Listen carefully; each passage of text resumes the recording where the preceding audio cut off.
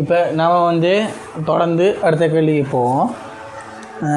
அதாவது இப்போ நம்ம அடுத்த கேள்வி 4வது கேள்விக்கு பார்ப்போமே. அதாவது ஒரு ஃபெரக் அதாவது ஒரு HNO4 இது தந்துக்கிறாங்க. அதாவது தமிழ் டிரான்ஸ்லேஷன் ஃபெரோக்கி நைட்ரிக் எசிட் மூலக்கூறிற்கு சூத்திரம் தந்துக்கிறாங்க. HNO4 அதில் கட்டமைப்பு தந்துக்கிறாங்க. வரையத்தக்க உறுதியற்ற லூயி குற்றுக்கோட்டு கட்டமைப்புகளின் எண்ணிக்கை. இது வந்து நம்ம தெரியும் ஜெனரல் கெமிஸ்ட்ரியில் வர ஒரு இந்த கட்டமைப்பு கீரை சம்மந்தமான ஒரு கொஷின் தான். இது வந்து வழமையாக ஸ்ட்ரக்சரில் அதிகளவு எப்பொழுதும் எல்லா ஸ்ட்ரக்சர்லேயும் இந்த கேள்வி, அதாவது ஒரு கட்டமைப்பு ஒரு சூத்திரம் ஒரு மூலக்கூட்டு சூத்திரம் ஏதாச்சும் தந்து அதில் அடிப்படை கட்டமைப்பு தந்திப்பாங்க. நம்ம தனித்தோடியெல்லாம் குறித்து வந்து கட்டமைப்பு கீரணும். இதில் அவங்க கட்டமைப்பு கீரை சொல்லி அதில் முக்கியமாக கவனிக்கணும் உறுதியற்ற லூயி குற்றுக்கோட்டு கட்டமைப்பு. உறுதியற்றன்னு கேட்டுக்கிறாங்க. எனவே அந்த விஷயத்துலையும் கவனமாகிக்கணும். முதலாவது நம்ம ஒரு விடயத்தை கவனிக்கணும். அதாவது ஒரு விடயத்தை கவனிக்கணும் என்னென்னு சொன்னால், ஒரு கட்டமைப்பு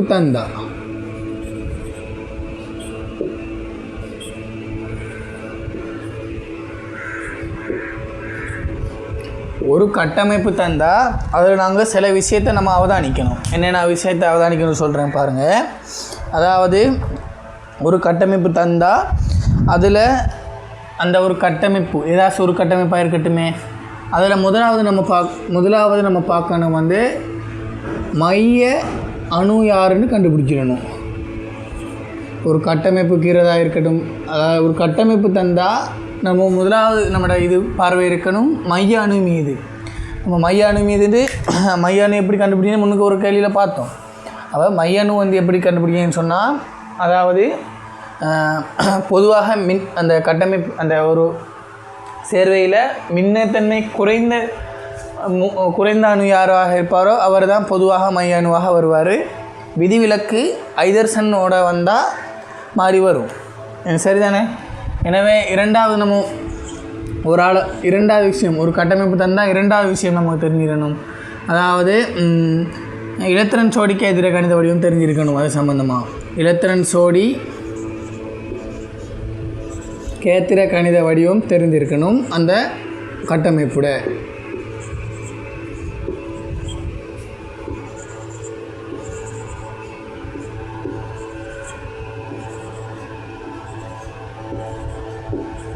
மூன்றாவது தெரிஞ்சிருக்கணும் அதோட யார் இலத்திரன் சோடி கேத்திர கணித வடிவமாக இருந்தால் அடுத்து யார் பார்க்கணும், மூலக்கூற்று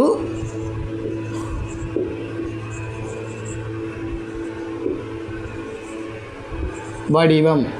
அதாவது நான் இது ஏன் சொல்கிறேன்னு சொன்னால், ஒரு கட்டமைப்பு தாராங்கன்னு சொன்னால் இந்தெந்த விடயங்கள் நமக்கு தெரிஞ்சிருந்தால் நல்லது. நிறைய கேள்விகளுக்கு நம்ம இவ்வாறு ஒவ்வொரு விடயங்களை பார்த்து கொண்டு வரும்போது நிறைய கொஸ்டினுக்கு நம்ம ப்ராக்டிஸ் பண்ணிக்கொள்ளலாம். அதுக்காக வேண்டி தான் சொல்கிறேன்.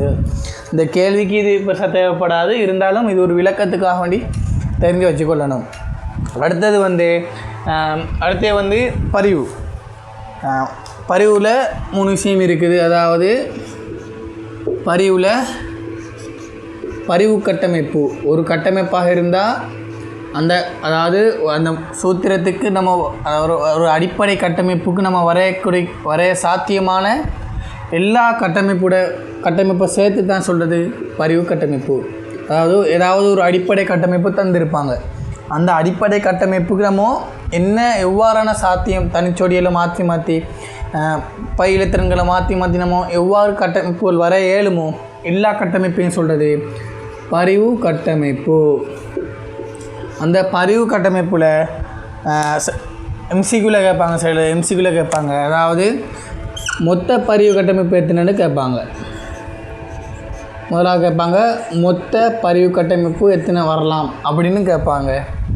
அல்லது கேட்பாங்க உறுதியான பரிவு கட்டமைப்பு.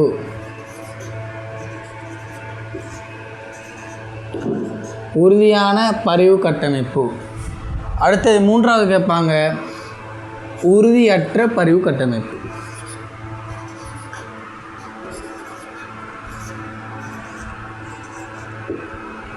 இந்த ஸ்ட்ரக்சர்ஸில் கூட நீங்கள் அவதானிச்சிப்பீங்க. அதாவது ஒரு கட்டமைப்பு நம்ம பரிவு கட்டமைப்பு வரையும் பொழுது கீழே சில டைம் குறிக்க சொல்லுவாங்க. உறுதியான கட்டமைப்பு உறுதியற்ற கட்டமைப்பையும் சில டைம் குறிக்க சொல்லுவாங்க. அதுக்கு வேறையாக மார்க்ஸ் கொடுப்பாங்க.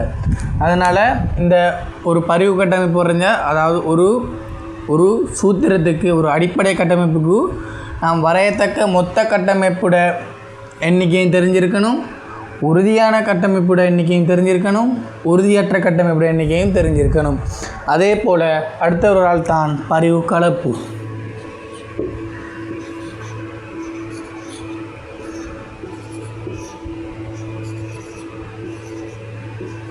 இந்த பரிவு கலப்பில் அதுவும் உங்களுக்கு தெரிஞ்ச விஷயம் ஒன்று தான். பரிவு கலப்புன்னு சொன்னால் அதாவது இந்த பரிவு கட்டமைப்புகளில் உறுதியான பரிவுகளை மாத்திரம் கொண்டு இந்த பரிவு கலப்பு ஒரு கட்டமைப்புக்கு பரிவு கலப்பு வரையப்படும் சாத்தியமானதை வச்சு. எனவே நம்ம ஒரு கட்டமைப்பு தந்திருக்காங்கன்னு சொன்னால் நம்ம ப்ராக்டிஸ் பண்ணும்பொழுது இவ்வளோ விஷயங்களை நம்ம ப்ராக்டிஸ் பண்ணிக்கொள்ளணும். அதாவது மைய அணு யாருன்னு கண்டுபிடிக்க தெரியும் நமக்கு. ரெண்டாவது அதில் இலத்திரன் சோடி கேத்திர கணித வடிவம் யாருன்னு நமக்கு கண்டுபிடிக்க தெரியணும். மூலக்கூற்று வடிவம் நமக்கு கண்டுபிடிக்க தெரியணும். நாலாவது பரிவு கட்டமைப்பில் மொத்தம் உறுதியற்ற பரிவு கட்டமைப்புகளை நாம் கண்டுபிடிக்க தெரிஞ்சிருக்கணும். அதே போல் தான் இந்த பரிவு கலப்பும் நமக்கு தெரிஞ்சிருக்கணும். எனவே இந்த இடத்துல நாம் இந்த உறுதியற்ற பரிவு கட்டமைப்பு சம்மந்தமாக பார்ப்போம். இது நம்மளோட கேள்விக்கு கொஞ்சம் தேவைப்படுது. எனவே உறுதியற்ற பரிவு கட்டமைப்பு சம்மந்தமாக நம்ம பார்ப்போம். இதில்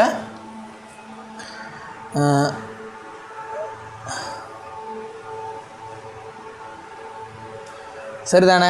உறுதியற்ற பரிவு கட்டமைப்பு சம்மந்தமாக நம்ம பார்ப்போம். அதாவது இதில் உறுதியற்றதானே கேட்டுக்கிறாங்க. எனவே உறுதியற்ற பரிவு கட்டமைப்பாக இருந்தால் அதுக்கு 2 எல்ஃபோல் காணப்பட போகுது. அதாவது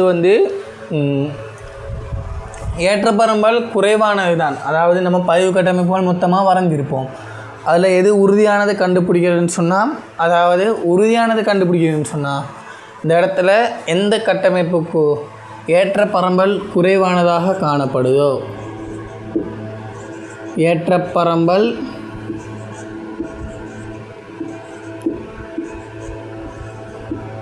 குறைவானதாக காணப்படுதோ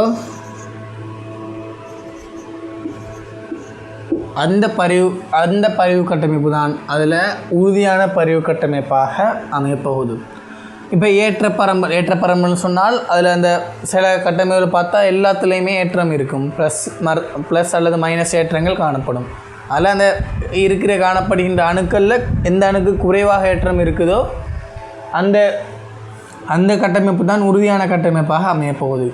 அதே போல் சில சந்தர்ப்பங்களில் இந்த ஏற்றப்பரம்பல் சமனாக இருக்கலாம். அதாவது ப்ளஸ் மைனஸில் அணுக்கள் மீது காணப்படுகின்ற ப்ளஸ் மைனஸின் எண்ணிக்கை அதை தான் ஏற்றப்பரம்பல்னு சொல்கிறது. அந்த ஏற்றப்பரம்பல் சில சேர்வைகளுக்கு அந்த பரிவு கட்டமைப்பில் வரையும்போது சமனாக அமையலாம். எனவே ஏற்றப்பரம்பல் சமனாக அமையும் பொழுது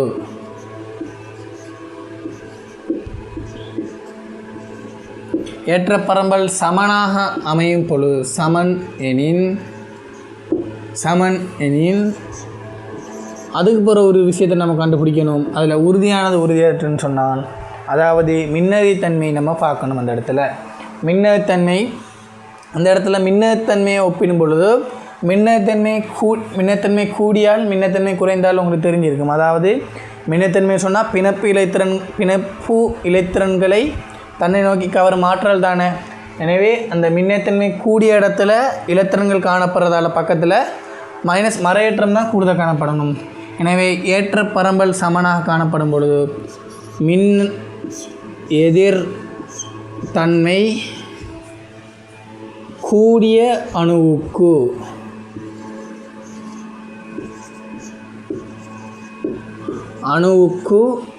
மறை ஏற்றம் காணப்படல் வேண்டும். மறை ஏற்றமும்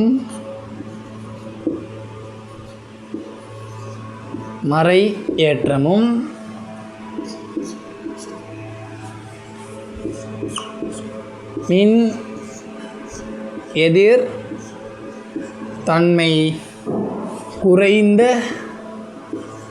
அணுவுக்கு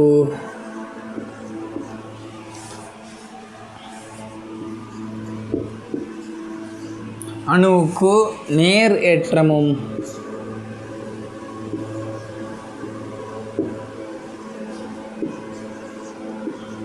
காணப்படும் அந்த கட்டமைப்பு தான் இங்கே உறுதியான கட்டமைப்பாக காணப்படும்.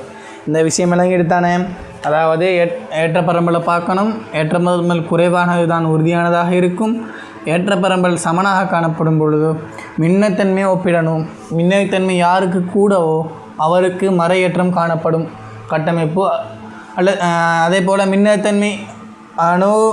மின்னத்தன்மை குறைந்த அணுவுக்கு நேரேற்றமும் காணப்படுற கட்டமைப்பு பரிவு கட்டமைப்பு தான் உறுதியான கட்டமைப்பாக இருக்க போகுது. இந்த இடத்துல ஒரு உதாரணம் பார்த்திங்கன்னு சொன்னால், அதாவது இந்த இடத்துல ஆக்சிஜன் நைட்ரஜனை ஒப்பிடும் பொழுது நமக்கு தெரியும் ஆக்சிஜனுக்கு தான் இந்த இடத்துல மின்னத்தன்மை கூடியவர். எனவே ஒரு கட்டமைப்பில் ஏற்றம் வரப்போகுதுன்னு சொன்னால் ஆக்சிஜனுக்கு நைட்ரஜனுக்கு ஏற்றம் வரப்போகுதுன்னு சொன்னால் ஆக்சிஜனுக்கு மறை ஏற்றமும் நைட்ரஜனுக்கு நேரேற்றமும் வருகின்ற கட்டமைப்பு தான் உறுதியானதாக இருக்கும். ஒரு சில விதிவிலக்குகள் இருக்கும், பிரச்சனை இல்லை. நமக்கு இந்த விஷயத்தை நமக்கு தெரிஞ்சிருக்கணும், சரிதானே? எனவே நம்ம நேரடியாக அடுத்ததுக்கு போவோம். எனவே இந்த இடத்துல உறுதியான கட்டமைப்பு எவ்வாறு காணப்படும்னு பார்த்துட்டோம். உறுதியான கட்டமைப்புனா இதை வச்சு முடிவு செய்யணும்னு சொல்லி நம்ம அடுத்தது உறுதியற்ற பரிவு கட்டமைப்பை நம்ம பார்ப்போம். அதாவது எந்தெந்த விஷயத்துக்காக நம்ம ஒரு கட்டமைப்பை உறுதியற்ற கட்டமைப்புன்னு சொல்லுவோம். அதாவது ஒரு கட்டமைப்பு காணப்படும் சொன்னால் ஸ்ட்ரக்சரில் சில டைம் கேட்பாங்க உறுதியற்ற கட்டமைப்பை கீழே எழுதுங்க பேர். நம்ம என்னென்ன காரணத்துக்காக நம்ம உறுதியற்ற கட்டமைப்புண்டு நம்ம குறிப்பிட போகிறோம்னு சொன்னால், அதாவது மின் எதிர் தன்மை கூடிய அணுக்களான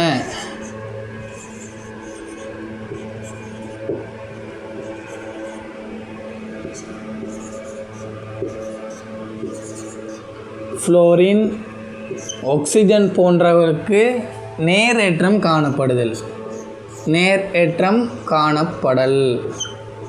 இங்கே பார்த்தோம், குறைந்ததுக்கு மறையேற்றம் தான் காணப்படும்னு பார்த்தோம்.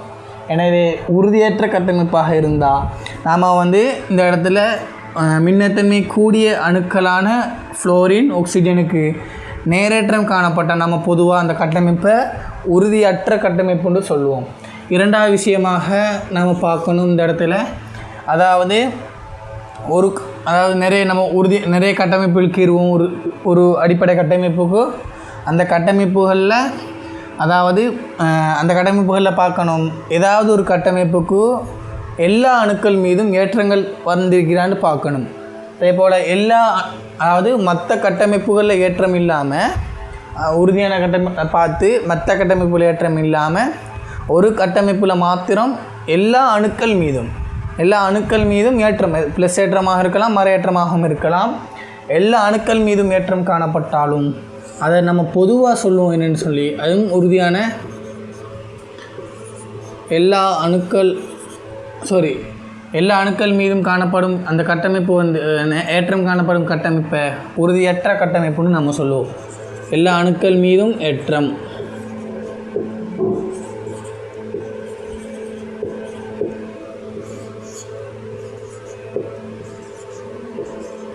மூன்றாவது மிக முக்கியமான ஒரு ஆள் இவர் என்ன சொல்லணும்னா, அருகருகே ஒன்று நேரேற்றம் காணப்படணும், அல்லது மறையேற்றம் காணப்பட்டாலும் அவர் உறுதியற்ற கட்டமைப்புன்னு சொல்லுவோம். அதாவது ஒரு கட்டமைப்புக்கு இருவோம், அந்த கட்டமைப்பில் பக்கத்தில் உதாரணத்துக்கு இப்படின்னு சொன்னால், ஒரு ஆக்சிஜன் இங்கே ஒரு ஆக்சிஜன் இருப்பார், ஒரு நைட்ரஜன் இருப்பார்னு சொன்னால் இங்கேயும்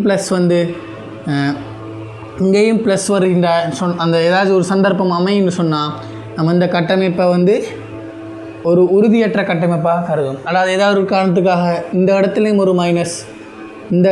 ஒரு மைனஸ் வருமா இருந்த அணுக்கள் மீது, இதை நம்ம சொல்லுவோம். ஒரு உதாரணத்துக்கு சொல்கிற இந்த இடத்துல இதை நம்ம சொல்லுவோம் உறுதியற்ற கட்டமைப்பு உண்டு. அதாவது அருகருகே அணுக்கள் மீது ஒரே ஏற்றம் காணப்படல்.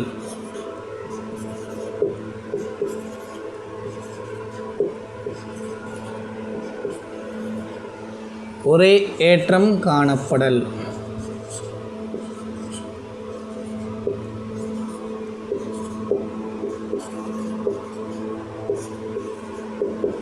சரிதானே? எனவே இந்த விஷயங்களை மிக முக்கியமாக நமக்கு தெரிஞ்சு வச்சுக்கணும். இவ்வளோ தான் அந்த ஒரு கட்டமைப்பு தந்தால் நம்ம என்னென்ன பார்க்க வேணுங்கிறது இதில் மிக முக்கியமான ஒரு விடயமாக இருக்குது. ஒரு கட்டமைப்பு தந்தா சரிதானே? இப்போ நம்ம இந்த இடத்துல நேரடியாக விளக்கம் முடிஞ்சுது. நம்ம கேள்விக்கு போவோம்.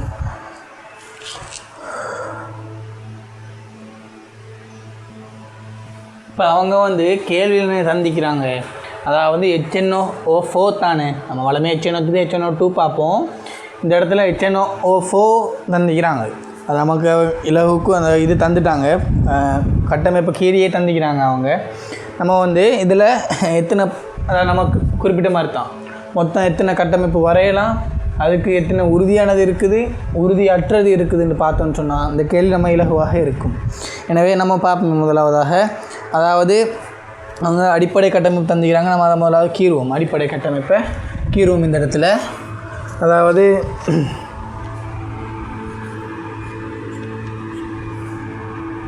அடிப்படை கட்டமைப்பை நம்ம இந்த இடத்துல கீறுவோம்.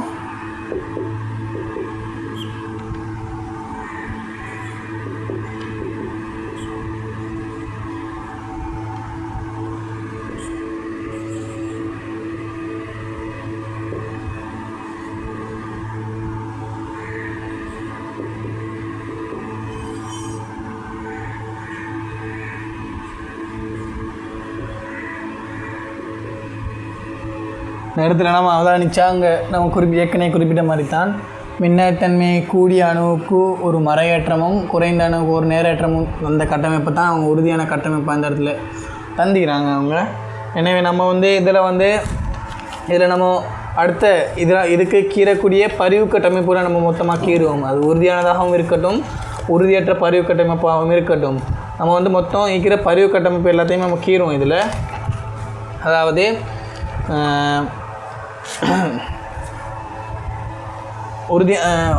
உறுதியற்ற பரிவு கட்டமைப்பு தானே இருந்தால் நம்ம எல்லாத்தையும் கீறுவோமே. எல்லா பரிவு கட்டமைப்பும் நம்ம கீறுவோம். அடுத்தே பரிவு கட்டமைப்பு கீறும் பொழுதோ, ஸ்ட்ரக்சரில் பரிவு கட்டமைப்பு கீறும் பொழுதோ இந்த இரட்டை அம்புக்குறி அடையாளம் கட்டாயம், இல்லாட்டி மார்க்ஸ் கிடைக்காது. இந்த இரட்டை அம்புக்குரிய கட்டமைப்பு போடுங்க. ஸ்ட்ரக்சரில் நம்ம எம்சிக்கு நான் செஞ்சுட்டு போது இப்படி நான் செஞ்சுட்டு இருக்கிறது இல்லை.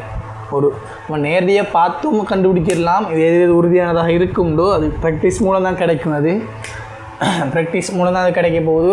நம்ம இந்த பொண்டை உடச்சி பை பொண்டை, அதாவது சிக்மா பொண்டு இருக்குது, பை பொண்டு இருக்குது. பை பொண்டை உடச்சி தனிச்சோடி இந்த ஒட்சிஜனுக்கும் இதில் உள்ள தனிச்சோடி இலத்திரன்களை நம்ம இங்கே ஒரு பொண்டுக்கு கொடுப்போம். எனவே இந்த இடத்துல அடுத்த கட்டமைப்பு வரப்போகுது, இப்படி வரப்போகுது.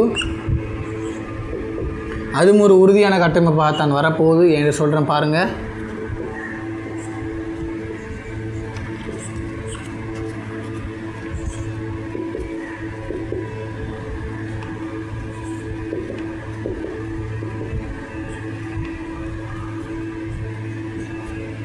இந்த இடத்துல பாருங்களேன், உறுதியற்ற கட்டமைப்புக்குரிய எந்த ஏல்ஃபும் இங்கே இல்லை தானே. மின்னத்தன்மைக்குரிய ஒட்சிஜனில் எங்கேயும் ப்ளஸ் இல்லை. அதே போல் எல்லா அணுக்கள் மீதும் ஏற்றமும் இல்லை. அதே போல் அருகருகே ஒரே ஏற்றமும் காணப்படலை. எனவே இதுவும் ஒரு உறுதியான கட்டமைப்பு தான். எனவே இனி வரப்போகின்ற கட்டமைப்பில் சரியாக அவதானிக்கணும் நாம்.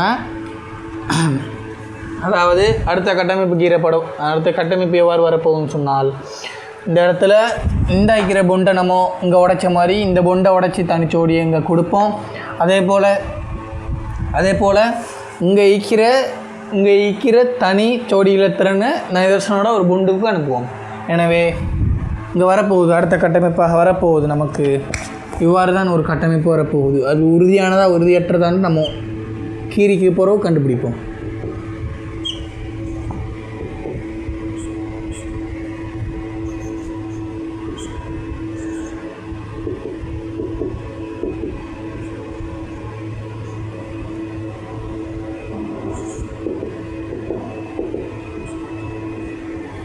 இங்கே ப்ளஸ் வரப்போகுது, இங்கும் ப்ளஸ் வரப்போகுது. ஏன்னு சொன்னால் ஒட்சிஜனை சுற்றி 1 2 3 4 5 தான் இருக்குது, ஒன்று குறைபாடாக இருக்குது. எனவே ப்ளஸ் வரப்போகுது.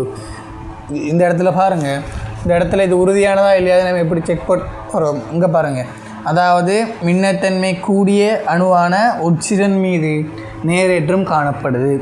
இரண்டாவது அருகருகே அணுக்கள் மீது ஒரே ஏற்றம் காணப்படுது. எனவே இது உறுதியற்றதுன்னு சொல்லுவோம். உறுதியற்றது. எனவே இதை நம்ம உறுதியானது, இது உறுதியானது, இதுவும் ஒரு உறுதியான கட்டமைப்பாகத்தான் காணப்பட போகுது. எனவே அடுத்த கட்டமைப்பு நம்ம கீறுவோம். இது உறுதியற்ற கட்டமைப்பு. இது உறுதியற்ற கட்டமைப்பு. உறுதியற்ற கட்டமைப்பு. இதை அடுத்தது பார்ப்போன்னு சொன்னால், அதாவது அதைத்தான் பரிவடையாளம் போடணும்.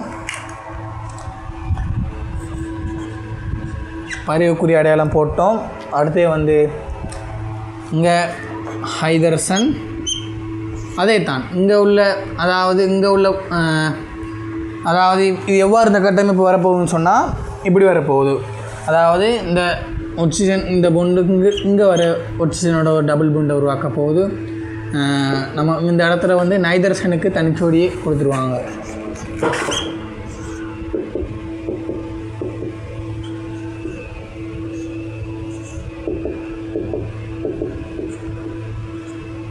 இந்த இடத்துல நைதர்சன், அதாவது இந்த பொண்டு உடைந்து இங்கே போகுது. எனவே பொண்டு உடைந்து போகிறதால தனிச்சோடி இங்கே போயிடும். எனவே இந்த இடத்துல இந்த தனிச்சோடி இங்கே ஒரு பொண்டை உருவாக்க போகுது ஆக்சிஜனோட. எனவே இந்த இடத்துல நம்ம பார்த்தோன்னு சொன்னால், இந்த இடத்துல ஆக்சிஜன்லேயும் ஒரு இலத்திறன் குறைவாக இருக்குது, இந்த ஆக்சிஜன்லேயும் ஒரு இலத்திறன் குறைவாக இருக்குது. எனவே இங்கே நம்ம நேரேற்றத்தம் கொடுக்கணும். இந்த இடத்துலையும் ஒரு நேரேற்றம் கொடுக்கணும். எனவே ப்ளஸ் ப்ளஸ் மைனஸ் மைனஸ். எனவே HNO ஒரு ஏற்றமற்ற ஒரு சேர்வையாக இருக்க போகுது. எனவே இந்த இடத்துல இது உறுதியானதாக உறுதியற்றதான்னு கண்டுபிடிக்கணுங்க. எப்படி கண்டுபிடிக்கிறீ பார்ப்போம். மின்னத்தன்மை கூடிய அணுக்களில் கட்டாயம் இங்கே நேரேற்றம் இருக்குது, கட்டாயம் உறுதியற்றதாக இருக்கும். அதே போல் எல்லா அணுக்கள் மீதும் அது இங்கே பூர்த்தியாகல. அருகருகே அணுக்கள் மீது ஒரே ஏற்றம் காணப்படுது. அதுவும் 2 ஆக்சிஜன் மீதும் காணப்படுது. எனவே இது ஒரு உறுதியற்ற கட்டமைப்பு. இதுவாக விளங்குது தானே? ஏன் உறுதியானது ஏன் உறுதியற்றதுன்னு ஏற்கனவே கொஞ்சம் விளங்கப்படுத்தினதால் இலகுவாக போயிட்டு ஏன் இவ்வாறு நம்ம பதிவு கீறணும் அப்படின்னு தெரிஞ்சிருச்சு. எனவே இந்த இடத்துல மொத்த கட்டமைப்பாக இந்த இடத்துல நமக்கு HNO4க்கு மொத்த கட்டமைப்பாக வரப்போகிறது 4 கட்டமைப்பு வரப்போகுது. உறுதியான கட்டமைப்பாக வரப்போகுது 2 கட்டமைப்பு வரப்போகுது. உறுதியற்ற கட்டமைப்பாக வரப்போகுது 2 கட்டமைப்பு வரப்போகுது. ஆமாம், இந்த இடத்துல HNO4 மட்டும் பார்த்துருக்கோமே. எனவே HNO4ஓட விஷயம் முடிஞ்சு. எனவே உறுதியற்ற கட்டமைப்பு தான் நான் கேட்டிக்கிறான் எனவே பேப்பரில். எனவே ஆன்சர்ஸ் 2வது ஏற்கனவே சொன்ன மாதிரி தான். ஏற்கனவே முன்னுக்கு ஒரு கேள்வியே சொல்லிக்கிறேன். எப்படின்னு சொன்னால், நம்ம ஆன்சரை சரியாக எடுத்துருவோம். அதாவது உறுதியற்ற லூய் கட்டமைப்பு 2ன்னு எடுத்துருவோம். சில டைம் நம்ம அவசரத்தில், அதாவது எக்ஸாம் ஆன்சர்ஸ் எடுத்து வச்சுப்போம். இப்போ எப்படி MCQவில் நம்ம கேஜஸில் மார்க் பண்ணணும் தானே. மார்க் பண்ணும்பொழுது அவசரத்தில் நம்ம இந்த விடையே பார்க்க மாட்டோம். விடை எங்கே இருந்து பார்க்க மாட்டோம். நேரடியாக விடையை நம்பரை மார்க் பண்ணி விட்டு போயிடும். அதாவது ஆன்சர் 2ன்னு வந்துட்டால் 2வது ஆப்ஷனை மார்க் பண்ணி விட்டுருவோம். அந்த 2வது ஆப்ஷனில் என்ன ஆன்சர் இருக்குதுன்னு நம்ம அவசரத்துக்கு பார்க்க மாட்டோம். திருப்பி செக் பண்ணுறதுக்கு டைம் தெரியும் தானே, ப்ரெஷர் ஒன்று இருக்கும் அந்த இடத்துல. எனவே நம்ம இந்த டைமிங்க்கு பயத்தில் நம்ம குயிக் மார்க் பண்ணிவிட்டு போயிடுவோம். எனவே வீட்டுக்கு செக் பண்ணி பார்க்கும்பொழுது தான் நம்ம ஆன்சர்ஸ் பிள்ளையாக மார்க் பண்ணிக்கிறது விளங்கும். எனவே அந்த டைம் வேலை இல்லை. கொஞ்சம் அதையும் சரியாக கவனித்து செய்யுங்க அந்த விஷயத்தை. சரிதானே? நிறைய பேர் அந்த மாதிரி தான் நிறைய பேர் மிஸ் பண்ணிக்கிறது. அதாவது அவங்க செஞ்சுப்பாங்க, நல்லா உண்மையாக டேலண்டான பிள்ளைகளாக இருப்பாங்க, நல்லா ஹார்ட் ஒர்க் பண்ணக்கூடிய ஆக்களாக இருப்பாங்க. ஆனால் MCQவில் 45+ எதிர்பார்த்தாக்களாக இருப்பாங்க. பார்த்தா அவங்களுக்கு ஃபைனலில் 39 40 கிட்ட தான் வந்திருக்கு. என்று சொன்னால் இவ்வாறு பை மிஸ்டேக்ஸ் நிறைய உருவாகும். எனவே பை மிஸ்டேக்ஸையும் நம்ம என்றளவு குறைச்சி கொள்ளணும். அது கொஞ்சம் நிதானம் தேவை. நிதானத்துக்கு ப்ராக்டிஸ் தேவை. சரிதானே? எனவே இன்னும் இதோட நம்ம அடுத்த கேள்விக்கு போவோம். அதாவது 5வது கேள்விக்கு நம்ம தொடர்ந்து போவோம்.